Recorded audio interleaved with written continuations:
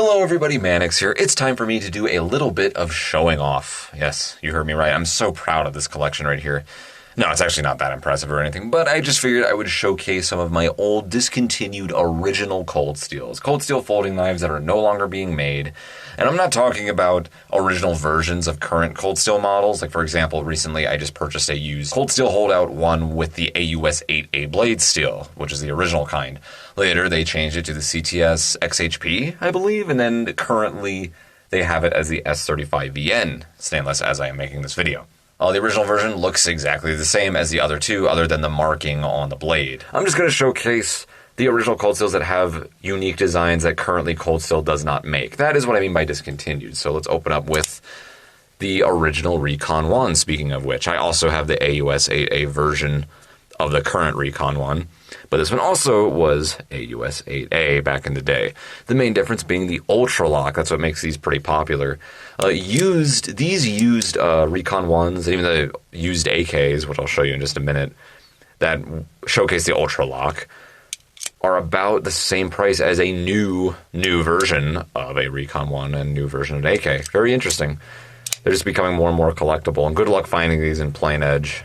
A lot of them are serrated on the market right now, and a lot of people just don't pay as much for them. More people are into the plain edges, but really love this thing. One of my favorite knives ever. This knife was showcased on Deadliest Warrior. It was known as the Navy SEAL knife. Apparently they used it in the show, which made it kind of popular. Really cool. I just love the speed of it. It's heavy. Big old chunky knife. It's a lot bigger and heavier than the new Recon 1. We have flush-mounted stainless steel liners in there as well. Love that blade shape, by the way. I love the clip point too, but this one's really cool. I love the spear point looking Tonto we have on here.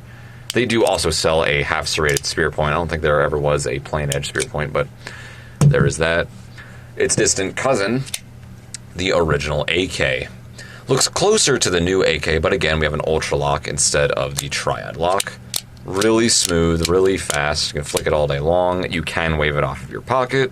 Yes, they had this back in the day as well. FRN, or Grivex, whatever you want to call it, pommel right there instead of the new aluminum version they upgraded to recently. By recently, I mean like 10 years ago, back when they changed the design for the AK. The price is whatever people are willing to pay for them, but if you find them used in decent condition like this one is, I'll pay close to $100 or so. Maybe a little less than that, but they're getting more expensive and they are getting more rare. It's just how it goes. Love these originals. These original Ultra Lock Cold Steels are really cool. Don't know what happened. I think they lost the patent to use it because it's a lot like the Benchmade Access Lock. I don't know the whole story. Someone wants to tell me what the story is? Let me know in the comments. Let's move on to the original Voyagers. Instead of a Triad Lock, we have a Lockback, which basically just means they're worse. It's just not as strong. There's no advantage a Lockback has over a Triad as far as I understand. But these are still really cool. No liners in there whatsoever. It's just an FRN handle with a diamond pattern instead of the new Iron Cross pattern. And they stopped making the new versions of the medium Voyagers just a couple years ago too. So these are getting more and more hard to find in good condition. These used VG1 stainless steel, which is very interesting. Made in Japan. Very cool. Love the Tonto shape on here. Love these little Voyagers. Really, really sweet, simple knives. A little half stop on there. Now, I don't have any of the Voyagers with the FRN pocket clips that were pretty much stuck to the handle rather than these metal ones that are screwed onto it. Interesting. Those just don't interest me as much, but I find them all over the place. There's a lot of different levels of these Voyagers. I think those that I just mentioned are the most original. Later, they changed the design to this. Some of them have different thumb stud shapes. These are the cones. Later, they changed them to the more cylindrical thumb studs like you'll see on this one. This is a large Voyager. Now, those are some good thumb studs. Cones are kind of gay. Yeah, sorry about that. They're just harder to flick out. Not the end of the world or anything, but these are better. So I think this was an upgrade. Made in Japan. You see the difference is the medium one right here. Made during a different time, obviously. It just says VG1 stainless, but they both have VG1 blade steel on there. Different thumb studs, as you can see, but pretty much everything else is the same. Same pocket clip. Love this diamond pattern on here. It's aggressive. Not quite as aggressive as the Iron Cross pattern that the new Voyagers have, but these are sweet. Oh, I love hearing that double click when you flick it. Listen closely. Oh, sounds sexy. Love these Voyagers. I love the Tonto point. Plain edge Tonto. Thank you.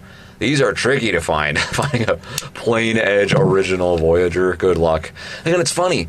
I hear that serrated model knives tend to sell better in general. I heard from a SAW representative a few years back, but it's harder to get rid of them. Less people are interested in them in the aftermarket. I don't know what it is.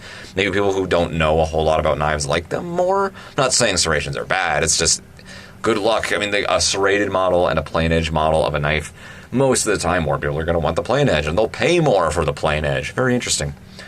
Speaking of large size Voyagers, this is currently the only other one I have. I used to have a couple others, but this is the large Vaquero.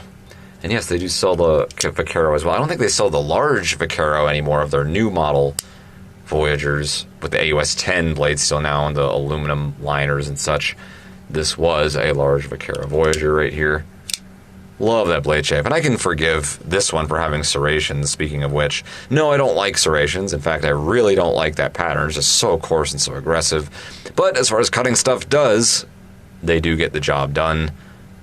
And for this style blade shape, again, I can forgive it. That sort of, it's meant for tearing and slashing and just being a super nasty blade. I think the teeth just look cool on it. So different handle shape on that too, despite them both being large Voyagers.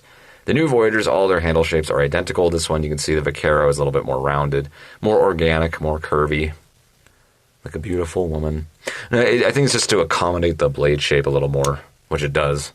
The clip point and the Tonto point share the same handle shape on that one. Let's move on to the XL. Oops. Oof. Failed deployment there. Let's try again. XL Tonto. Plain edge, baby. Oh, it's sweet. Again, VG1 stainless on there. This is in pretty good condition, too. They still use this style pocket clip on a lot of their folders to this day. So much reach here. I think it's a 5-inch blade. It's not quite as long as the new XL Voyagers, but it's still a very, very long knife. These were the crap to have back in the day, early 2000s, I think. Maybe late 90s. I didn't check the catalogs in a long time. You can go through Cold Steel's OG catalogs in their archive. But really cool. By the way, these are pin construction, these Voyagers, not the Recon 1 and the AK. But pin construction, yeah, you can't take them apart. You don't usually see that on knives these days.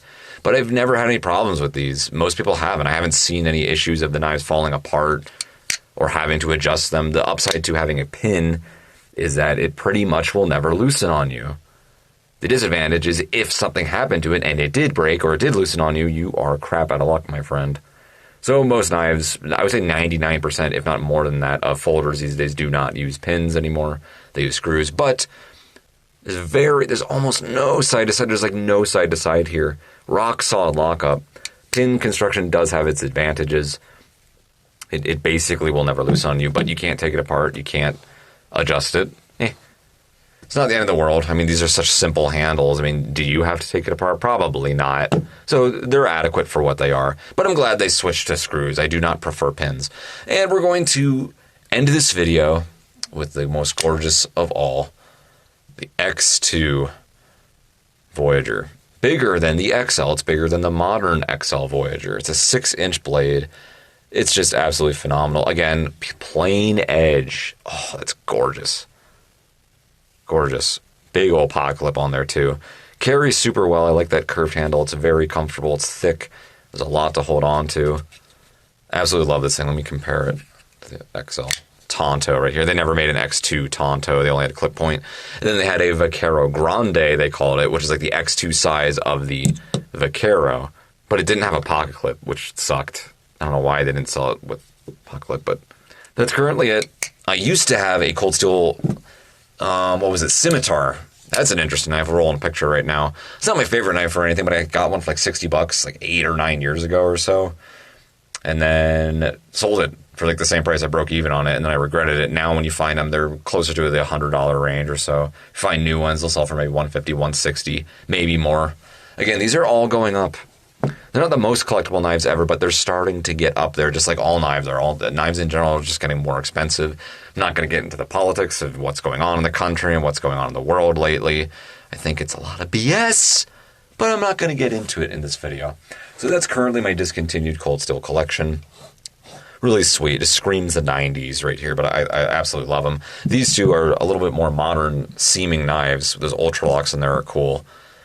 Really, really sweet. I love them all. They're such gorgeous blades. So cool. Anyway, thanks for looking.